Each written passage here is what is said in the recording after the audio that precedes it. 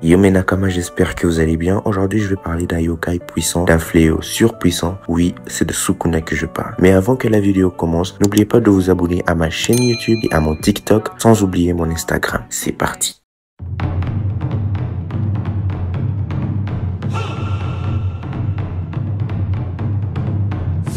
La création de Sukuna dans Jujutsu Kaisen est basée sur plusieurs éléments. Tout d'abord, il y a l'influence des yokai, qui sont des créatures surnaturelles de la mythologie japonaise. Sukuna est représenté comme un puissant yokai avec une personnalité complexe et des pouvoirs dévastateurs. Ensuite, il y a l'aspect de la dualité. Sukuna est un personnage à deux visages avec une partie humaine et une partie démoniaque. Cette dualité est explorée tout le long de l'histoire, ce qui rend le personnage encore plus captivant. De plus, l'auteur de Jujutsu Kaisen, Gege Akutami, s'est inspiré de diverses sources telles que d'autres mangas, les films d'horreur et les folklores japonais pour créer l'univers riche et sombre du manga.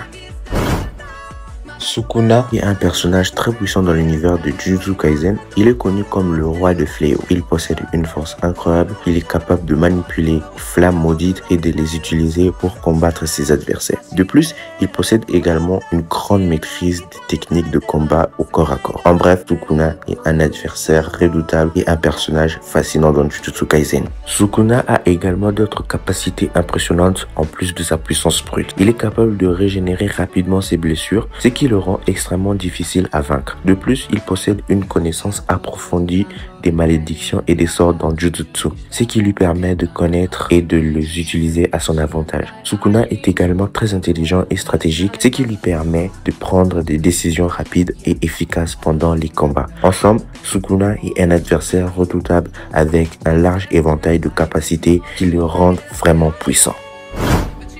Eh bien, même si Sukuna est extrêmement puissant, il a également ses faiblesses. L'une de ses principales faiblesses est qu'il est limité par le corps de Yuji Itadori, l'hôte qu'il possède. Cela signifie que Sukuna ne peut pas agir indépendamment et doit partager le contrôle avec Yuji. De plus, Sukuna est également vulnérable aux techniques de Jujutsu et aux sorts puissants utilisés par d'autres sorciers. Donc, même si il est incroyablement fort, il n'est pas invincible. C'est là ce qui rend le combat dans Jujutsu Kaisen si intéressant et captivant.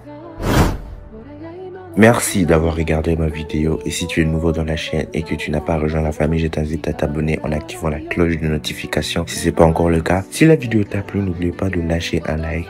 Si vous avez quelque chose à dire, vous pouvez le dire dans les commentaires. Je vais répondre à vos commentaires. Chose, c'était Roko.